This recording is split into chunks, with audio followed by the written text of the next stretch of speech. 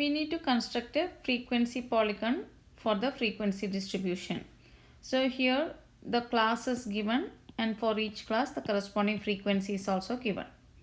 So our first step is to find the midpoint. So find the midpoint of each class. So midpoint of the first class is the lower limit plus the lower limit of the next class divided by 2. Midpoint of the second class is add these two and divide by 2. So for each one, add the lower class of each one and divide by 2.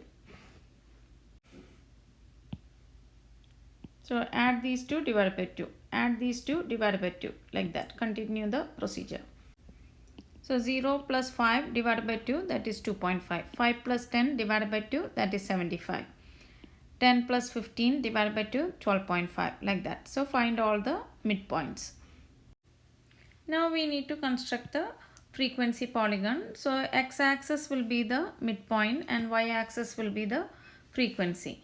If you analyze the data, midpoint are 2.5, 7.5, like that. Midpoint will be 2.5, 7.5, 12.5, like that. And the frequency, smallest value is 0 and largest is 24. So I started with 0 and 5, 10, 15, 20 and up to 25. You can consider this as x value and these are y value, and this is the ordered pair 2.5, 20. So 2.5, 20 will be a point here.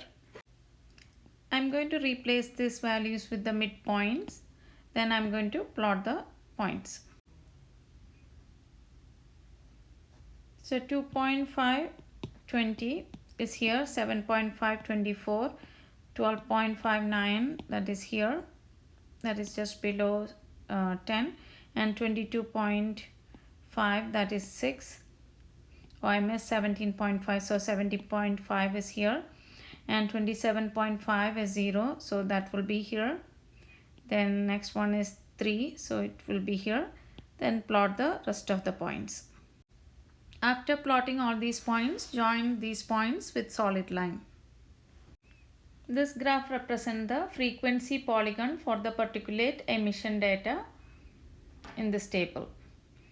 If you want to construct a relative frequency polygon, replace this frequency with relative frequency. That means y-axis will be the relative frequency and the x-axis will be still the midpoint.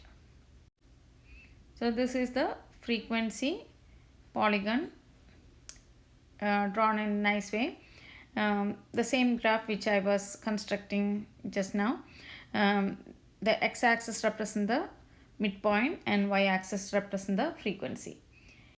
If you want to construct a relative frequency polygon, instead of frequency we will use the relative frequency as the y-axis. That is the only difference.